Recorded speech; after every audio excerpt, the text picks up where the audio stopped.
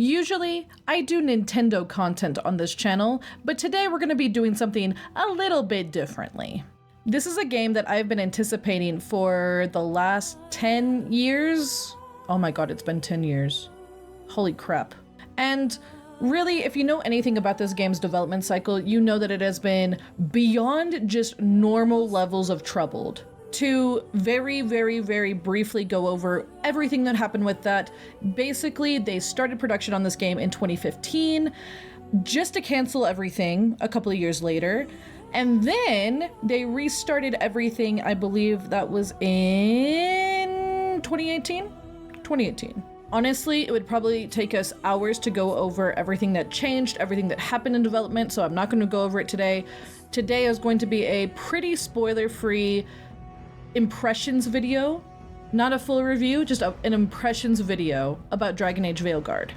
Just some background about me and Dragon Age. I have been playing this series since I was in high school many, many, many years ago, back in like 2009, 2010. I have been playing since Origins basically was the only game that was out. I think I hopped in right after Awakening was released, and I remember buying Witch Hunt very, very, very soon after it was released. So I've been playing these games for a while now. A hot minute. I'm very familiar with them. So, this is a perspective of somebody who has seen the series evolve over all of the games. All of the games. I've played all the games. I've played almost all of the DLC. I think I kind of left out some of the ones that were like, you play as a Darkspawn or whatever in Origins, but I've played basically all of the relevant canon DLC from all of the games. So this review, again, will be spoiler free. The only thing I'm going to be talking about is just general sentiments on how the dialogue is written, you know, the gameplay itself. I'm going to talk about my feelings about the story without going into detail, but that's all I'm really going to be quote unquote spoiling. Some people might say that game mechanic stuff is spoilers. Some people might say that stuff about the level design is spoilers. So that is the kind of spoilers that you'll find here. There's going to be nothing about choices. There's going to be nothing about the story. So if you want a brief impressions video that does not spoil any of the story, but you want to hear people's impressions about things,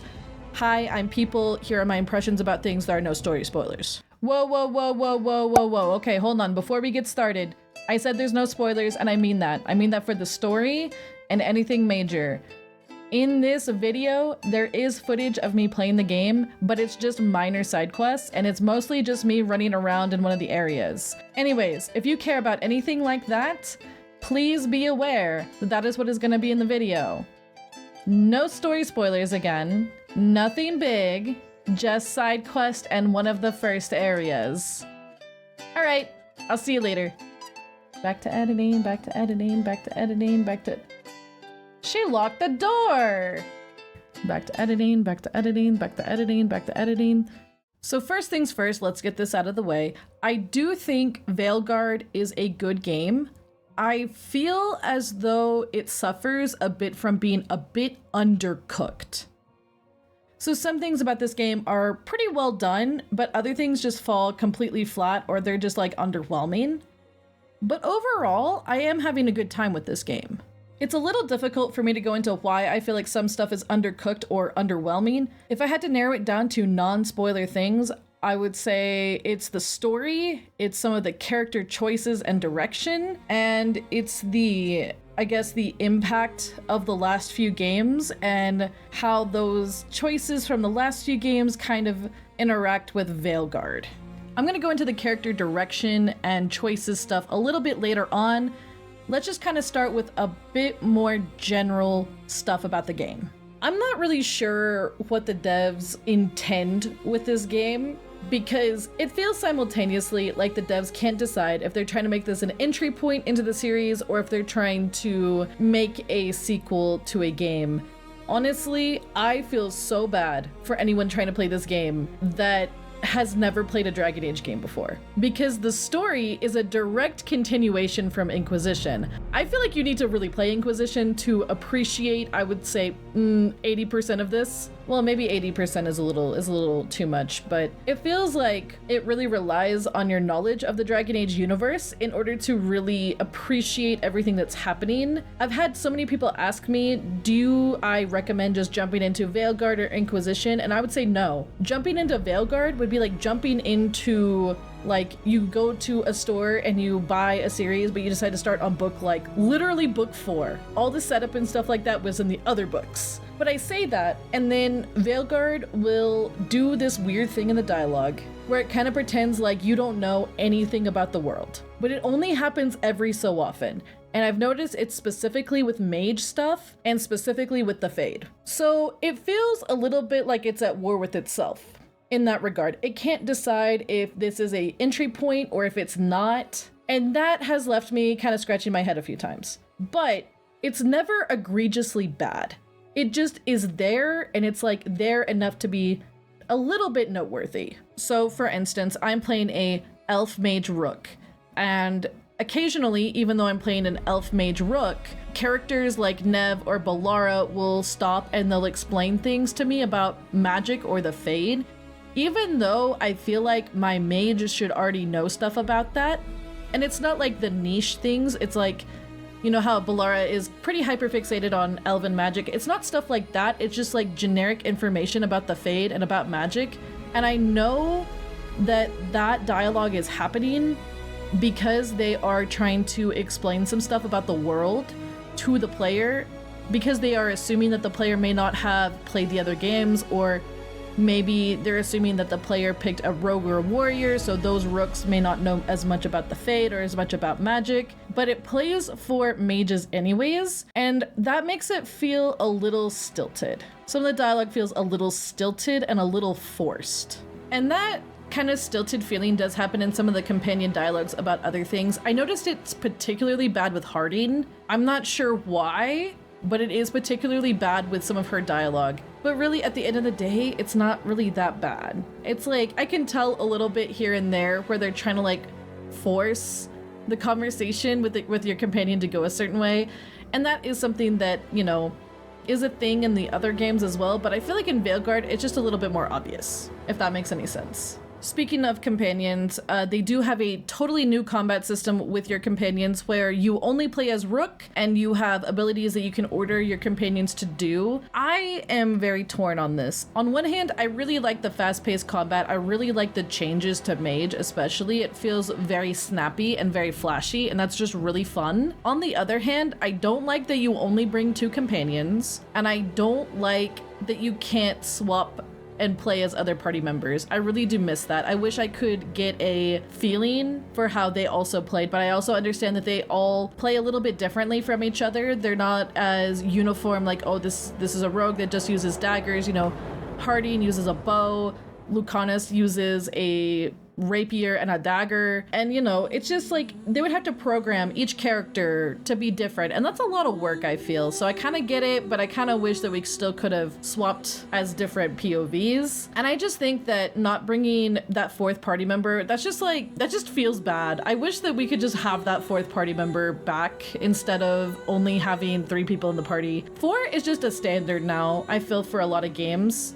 and it was always the standard in Dragon Age, so I don't really like that they took that away, but I also still think the combat is the best it's ever been in Dragon Age. Hands down, I think it's the best combat that's ever been. Now, it did change genres, you know, there is an argument to be made that it has changed from a more strategy-based game to more hack and slash, more action, but I'm gonna be real, I never super liked the combat from the other games. I always thought it was just a little pinch too slow, and this makes me feel more powerful and more flashy. It's just better to look at as well, which is just, it's more engaging to the audience, I feel. Level design is much more linear now than Inquisition, which usually dropped you off in very large, wide environments. Now we are in more condensed zones, kind of more like Dragon Age Origins. I would say if you think of Dragon Age Inquisition as a bit of a mishmash between Origins and 2, Veilguard feels like a mishmash between Inquisition and Origins. The zones are smaller, they're more compact, but they have more stuff going on in them, which is really nice. I do have some critique about these zones though. This is a problem with every single zone. There is a lot of just clutter in terms of loot. Like, and the loot placement does not make sense. It's like you'll just randomly be walking and there's just like a pot of gold just sitting there, ready to get looted. And it's just like, who would just put this pot right here? I really think it's the placement, not necessarily the frequency. There's just a lot of stuff everywhere and it's not placed in the way that makes the most sense. So it just feels like it stands out constantly. It's definitely there because video game mechanics, by the way. I absolutely acknowledge that. It is definitely video game mechanic for the sake of video game mechanic. It feels like it's a lot because they're placed so weirdly that they kind of stick out like a sore thumb. At least to me. Maybe that's just a me thing though. Kind of going back to the level design though, I don't necessarily think it's a bad thing that we've kind of gone back down to smaller zones that are more condensed. I think Inquisition kind of suffered from the areas being so big because open world was just kind of like the thing that people did back then. These condensed zones are pretty nice. I think some of them are a little too windy and a little too like, oh, to get over here, you have to pass through this one door and then go over through this hall and then like turn a corner and go here and here and here to get to this one place. Like it's a little confusing, a little bit too maze-like in some parts, but overall it's pretty fine, honestly.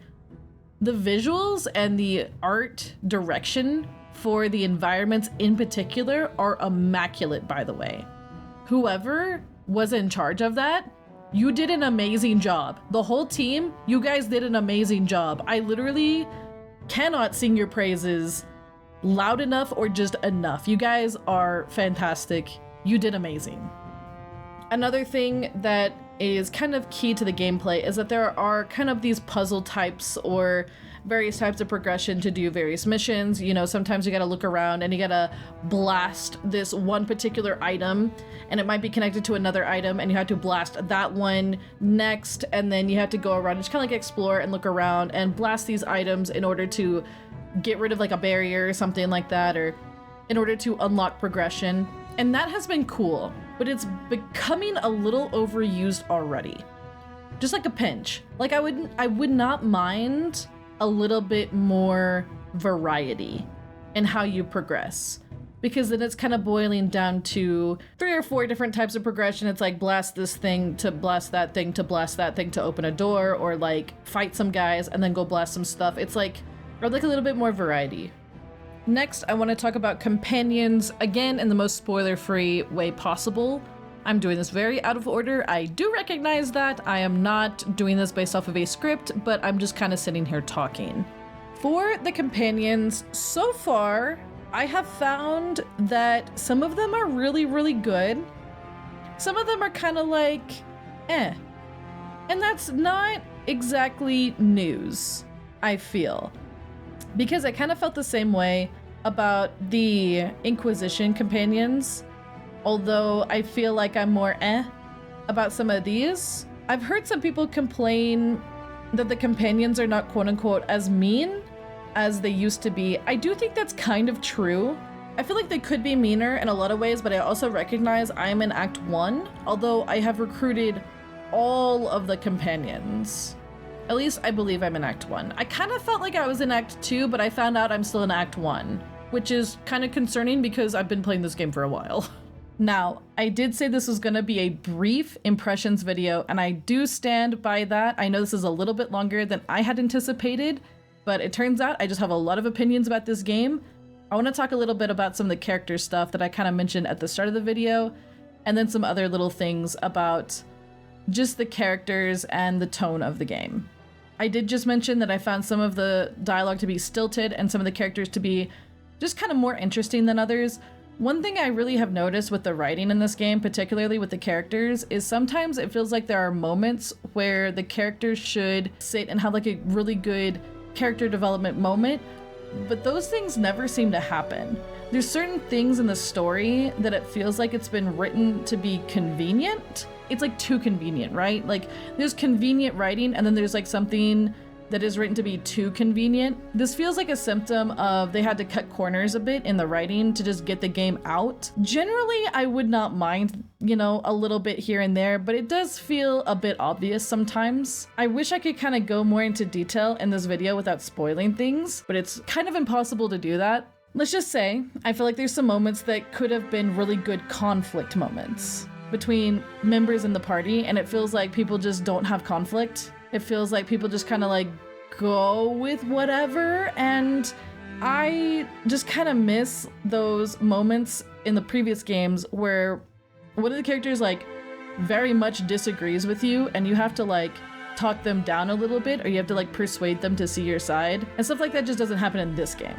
And that feels like a missed opportunity, specifically given the background of some of the characters and the story that's going on. One more thing that I want to say about the characters is, and this is a bit of a tangent, but I know that before this game came out, there was a lot of controversy because people were saying the game was, quote unquote, woke, because of the inclusion of LGBT characters. There's a lot of POC in the game. You know, there's just a lot of topics that a certain audience would consider to be woke, right?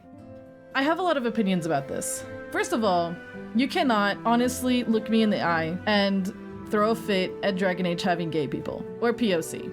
Like, first of all, that's shame on you for even treating that like it's a bad thing. Second of all, Dragon Age has always been gay, and there's always been POC.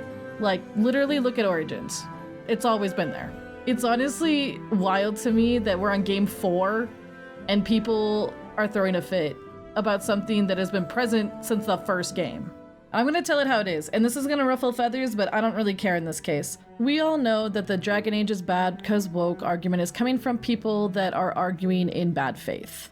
This merits a much bigger discussion, but it does feel like we're at a point in gaming where if there's one gay person or one person of color or one trans person, it feels like people just start clutching their pearls and yelling about how something is woke. And it doesn't matter if it could be one person, and people decide that there's an agenda being pushed. The reality is that gay people, people of color, and trans people just freaking exist. They just exist, and it's totally fine for them to be in these video games. A lot of this Dragon Age is woke argument is stemming from people who just don't like gay people in their games, or trans people, or POC, or really even women in any position of power or anything like that. Honestly, this whole like Dragon Age bad cause woke argument is just pathetic. Throwing a fit over a game having trans people, gay people, people of color, that's just pathetic. And not only is it pathetic, but it's just absurd. Now, I could probably rant about this for a long while, but I'm going to cap it here and save that kind of rant for another video. And I want to move on to the next bit about this particular topic. Representation is really, really important in games, and I think we can all agree that it's really nice to see yourself in the main character. How writing treats representation, though, is very important, because it's easy to just say, oh, we have a gay character in our game, oh, we have a trans character in our game. But how does the narrative treat those characters? What is the story saying about these characters? How does the writing portray those characters? These are all really important things to consider when writing characters that, you know, they are part of one of these marginalized groups. So with that being said, third of all, I want to talk about my experience with the game and how it was handling LGBT stuff, for lack of a better word. When I am talking about this, I am speaking from the position of someone who is a member of the LGBT, so just please keep that in mind for this next little section. My experience with the game has not really had so much of this like super woke agenda that people were claiming was in the game, right? Like, I am in Act 1. I've had some people say that Act 1 is like the first half of the game, so I don't even know. Like, am I halfway? I don't even know. But I have played a substantial amount of hours of the game. In terms of LGBT stuff that I've seen in the game, there's just not that much. which isn't necessarily a bad thing. It's like there, but it's not the focus, and everything so far has been handled really well. There are moments in the game where you can establish your rook as trans or non-binary. It is clearly labeled and it is not required. It's there if you want it to be there, but it's not required, and you can easily pick another option. There have also been a lot of people complaining about a very particular companion, saying that they kind of shove certain gender ideas and beliefs into the face of the player. I have not experienced that in my playthrough so far. I have not seen that once. There are scenes with this character talking about the topic of gender, but those particular scenes are part of that particular character's companion quests.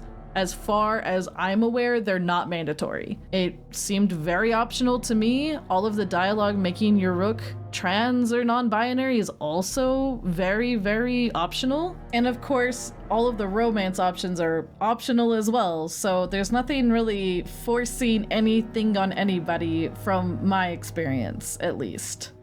So yeah, I would say that everything is just handled really respectfully from what I've seen so far, and what bits of LGBT stuff there is, it's not a whole lot, and it's very optional. To avoid making this video super long, because it was supposed to be like 15 minutes and we're definitely past that now, just a few little things that I thought they've done really well. The character creator is really good. It took me a bit to kind of make something that I really liked, but I think that's because this character creator has the ability to make the most beautiful person in the world, but also simultaneously an abomination from hell. So yeah, there's that. Really good character creator, by the way. Some more stuff that I think they did really good on. I think the voice acting has been really well done. I think the voice direction was spot on. So far, everything voice acting wise has just been really good. The game is gorgeous. I know I talked about the environments, but the game is just really pretty. I didn't really run into many frame rate issues until I was recording for this video. Then I bumped down the frame rate and had absolutely no issues. I think that it was just a situation where Veilguard's a bit of a newer game, it's a bit beefier, and OBS is just kind of a resource hog sometimes. So overall seems to play really well. The intro to this game is actually super well done. It's got a really good hook that kind of pulls you in. It starts you in the middle of the action, and it does slow down a little bit after, but I think it's a really good intro for the game. It's really impactful, kind of like the Inquisition opening was just really well done. Some people have complained that Varric is a little bit overused in the series. I don't really agree with that so much, because I do think that Dragon Age is at its best when you have those connections with the past games. I think Varric, in the role he's in for this game, is really well done, and I like it. I think they made a really good choice with that. There have been a lot of cameos as well from previous characters from previous games. I won't spoil who they are, of course, but they've always been really delightful when they show up. I do wish there were like a pinch more, but I'm a little bit of a nostalgia fan, so I get it. But I'm like, just a little bit more would be nice, just a pinch more. I don't really want to give this game a ranking. I don't really like giving games rankings because sometimes rankings can mean totally different things to different people. So I'm gonna refrain from giving it a ranking because I don't want people to think that, oh, I gave it too high when, like, you know, their opinion of how the ranking system works is a bit different from mine, or even too low, you know, stuff like that. So I think it's a good game, but I think it definitely has flaws, and I think those flaws stem from the development hell that it went through. I think that if they had cooked it a little bit longer, this game would be on par with Inquisition for me, which Inquisition is my favorite for sure out of all the Dragon Age games, although all the games are dear to me in some way. You have to remember with Veilguard though, that this is different people from the people who made Origins, and really even the people who made Inquisition as well. There's been a lot of layoffs, and that's a whole other subject that is really upsetting to even think about. But you have to remember that this is a different team that's taking on this project. I hope they learn from a lot of things from this game, because I think if they do, the next game they make for this series could be incredible. It's just that there's a lot of little things here and there, And those little things, like, they're enough to kind of like dent my enjoyment, but I could see those being deal breakers for some people. It just depends on how you feel about certain things regarding the gameplay, regarding how they're handling the writing and stuff like that. Oh look, another video that ended up way longer than I anticipated. I don't think anyone's surprised though. I tend to have a lot of opinions about things. Anyways, that about wraps things up from me. Let me know how you guys are feeling about Veilguard if you're also playing it. I'm curious to see all the opinions because I've been seeing some people say it's the best game in the series. I've heard some people say it's the worst game in the series. It seems to be dividing people, but honestly, okay, wait, let's be real. Who actually remembers when Dragon Age 2 came out? And Inquisition? Because those games were the same way. People said they were the best, some people said they were the worst. So honestly, this kind of just seems par for the course that people seem so divided. We'll have to check back in like maybe 3 years. I think that's when we'll finally have a consensus from the Dragon Age fans if this is a good or bad game. 3 frickin' years. And then we'll wait 7 more for the next one. Yay!